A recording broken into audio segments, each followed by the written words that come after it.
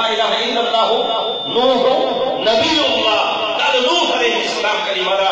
هغې نه بعد لوی پیغمبر د شریعت د نوي شریعت او د نوي کتاب پیغمبر چې الله راولېږه هغه حضرت موسی علیه السلام دی او د موسی علیه السلام کلمه ده لا اله الا الله موسی کلیم الله. او د هغې نه بعد چې الله بل واحد د نوي شریعت او د پیغمبر کتاب راولېږه هغه حضرت عیسی علیه السلام دی او د هغې کلمه ده لا اله الا الله عیسی روح الله. او کله چې محمد رسول الله الله دنیا ته مبعوث کړ نو اخري کلمه هغه دا ده چې لا اله الا الله محمد رسول الله صلی الله علیه وسلم.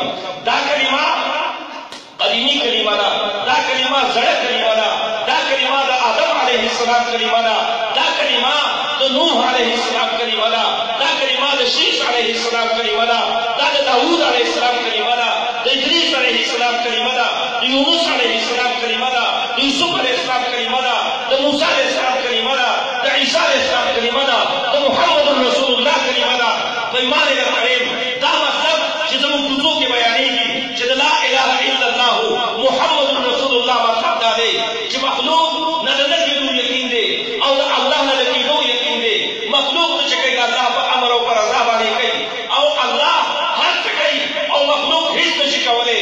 تاسو یقین وکړئ لا اله الا الله محمد رسول الله د الله په کور کې ناست یم د صاحبانو په موجودګۍ کې چې دا مطلب د دې کلمې طیبې نه خو آدم علیه السلام بیان کړی دی، نه نوح علیه السلام بیان کړی دی، نه عیسی علیه السلام بیان کړی دی، نه موسی علیه السلام بیان کړی دی، نه داوود علیه السلام بیان کړی دی، نه ادریس علیه السلام بیان کړی دی، نه یوسف علیه السلام بیان کړی دی، نه محمد رسول الله بیان کړی دی.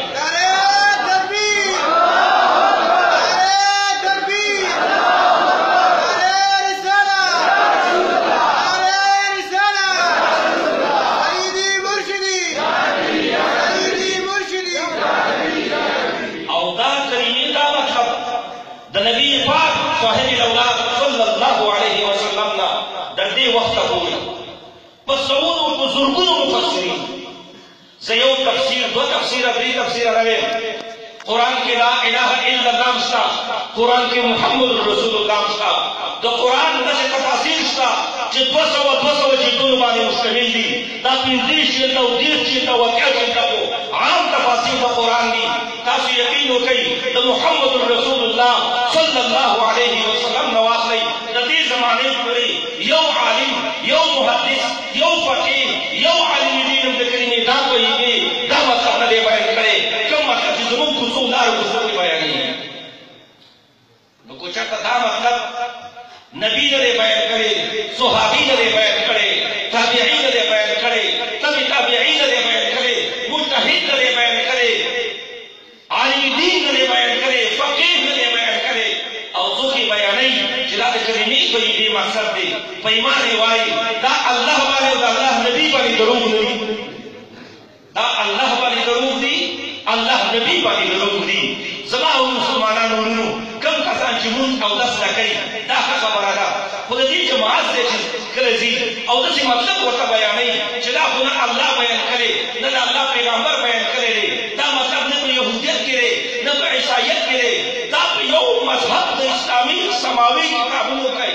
څومره کتابونه چې الله نازل کړي که په یو کتاب کې دا مطلب نشته او دی بیانوي نو څه دپاره یې بیانوي، ولې بیانوي؟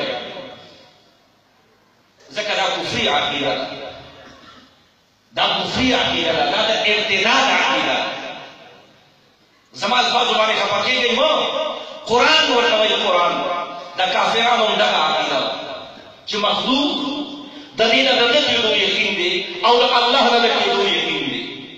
مکه کې چې کوم 360 بوتان چا چې ودرولي وو او د هغو عبادت او بندګي کوله، د چا په رد کې چې قرآن نازل دی، د چا د رد دپاره د اصلاح دپاره چې خدای پیغمبر رالېږلی دی، د هغو دا عقیده وه. زه درته قرآن باندې ښیم او که ثابته مې نه کړم بې ماله د غل سزا راکوي، لاس راته پرې کوي. ځکه کافران قرآن څه وایي؟ قرآن کریم د کافرانو قول را نقل کوي وقال الذين اشركوا ظنت ورله 100 کاله وړاندې قرآن وایي مشرکانو بغیر چې موږ شرک کوو نو د خدای په امر باندې کوو، د خدای په حکم باندې کوو، ځکه موږ مخلوق یو، د مخلوق ته د نه کېدو یقین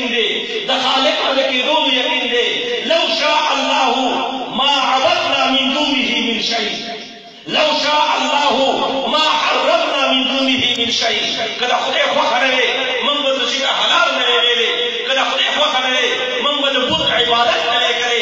موږ چې عبادت کوو ځکه کوو چې موږ مخلوق یو، د مخلوق ته د نه کېدو یقین دی او د خالق ته د کېدو یقین دی. دا عبادت چې موږ کوو د غیر الله دا رانه خدای رانه دا عبادت اخلي، نو دا مردود عقیده، دا کفري عقیده، دا غیر اسلامي عقیده. کومې عقیدې په رد قرآن نازل کړی، پیغمبر یې رالېږلی دی او 114 سورتونه نازل کړي دي، 1.5 پارې قرآن یې نازل کړی دی. هغه مقصد تاسو د کلمې طیبې په ضمن کې زده کوي. وایي تاسو زه جنت ته رسوم، تاسو زه الله ته رسوم، په ایمان یې وایي تاسو الله ته رسېدی شئ. ایمان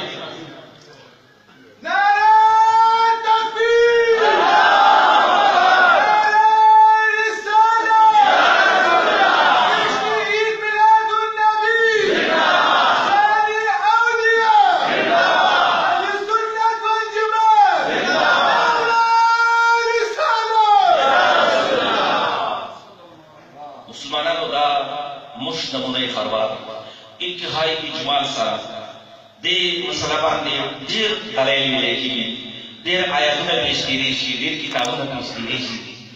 ستاسو ډېر وخت نه ناستې وئ، صاحب راغلی. زما عادت نه دی د دې مشرانو صاحبانو د وړاندې تقریر کول، خپل ملاقات ښودل، علمیت ښودل، چې همداسې نه د دوی خاطر باندې ګران پرې نه وځي چېرته اف او داسې څه ونه کړي چې زه د دې د هغې د وجې نه زما چېرته داسې اخرت ته باندې شي.